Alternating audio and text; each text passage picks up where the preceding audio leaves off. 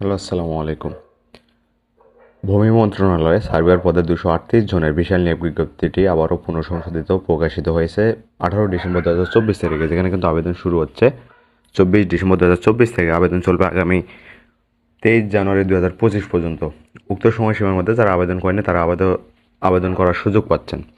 তো যারা এখন আবেদন করেনি তাদের জন্য আজকের এই ভিডিওটি, চলুন বিস্তারিত বর্ণনাটা আরেকবার দেখে আসি। এখানে একটি ক্যাটাগরিতে 238টা শূন্যপদ রয়েছে, যেখানে শুধুমাত্র কোনো স্বীকৃত কারিগরি শিক্ষা বোর্ডের অধীনে সার্ভে ইনস্টিটিউট হইতে 4 বর্ষ মেয়াদী ডিপ্লোমা ইন ইঞ্জিনিয়ারিং পরীক্ষায় উত্তীর্ণ হওয়ার মাধ্যমে 238টি পদে আবেদন করতে পারবেন সার্ভেয়ার এই ক্যাটাগরিতে, যার বেতন স্কেল গ্রেড 14, বেতন স্কেল 10,200 থেকে 24,680 টাকা বেতনে সকল জেলার প্রার্থীগণ কিন্তু আবেদন করতে পারবেন।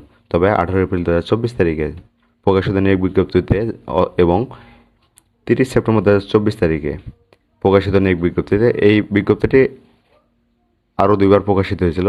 সেসব বিজ্ঞপ্তি অনুযায়ী যারা আবেদন করেছেন তাদের নতুন করে আবার আবেদন করার প্রয়োজন নেই। তবে যারা আবেদন করেনি তারা কিন্তু পুরো বাংলাদেশ থেকেই নারী পুরুষ উভয় প্রার্থী আবেদন করতে পারবেন। যেটি আবেদন শুধুমাত্র অনলাইনে করা যাবে।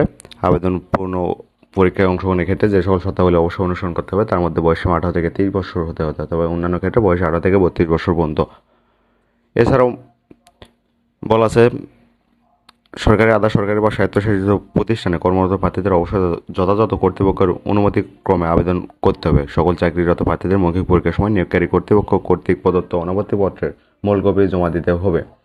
এছাড়াও প্রার্থী মুক্তিযোদ্ধা, শহীদ মুক্তিযোদ্ধা বা বীর সন্তান অথবা অন্যান্য ক্ষেত্রে হলে আবেদনপত্রে তা অবশ্যই স্পষ্টভাবে উল্লেখ করতে হবে। সর্বশেষ জারিকৃত নীতিমালা অনুযায়ী কোটা সংরক্ষণ করা হবে।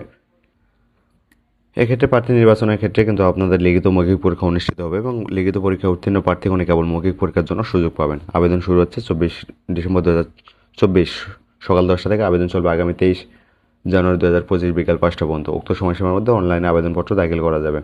এছাড়াও যে সকল কাগজপত্রের প্রয়োজন রয়েছে তার মধ্যে রয়েছে অনলাইনে পূরণকৃত আবেদনপত্র, 2 কপি পাসপোর্ট সাইজের সত্যায়িত ছবি, সকল শিক্ষাগত যোগ্যতার সনদপত্র, সরকারি, আধা সরকারি বা স্বায়ত্তশাসিত প্রতিষ্ঠানে কর্মরত প্রার্থীদের ক্ষেত্রে যথাযথ কর্তৃপক্ষ কর্তৃক প্রদত্ত অনুমতিপত্র, এছাড়াও নাগরিকত্ব সনদ এবং জন্ম নিবন্ধন সনদ, জাতীয় পরিচয়পত্র এবং অন্যান্য কোটার ক্ষেত্রে যথেষ্ট প্রমাণক প্রয়োজন রয়েছে।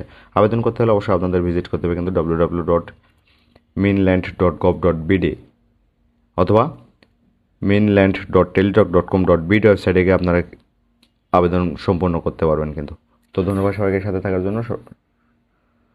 সর্বশেষ আপডেট জব সার্কুলার পাওয়ার জন্য জব পান্ডা চ্যানেলের সাথেই থাকুন।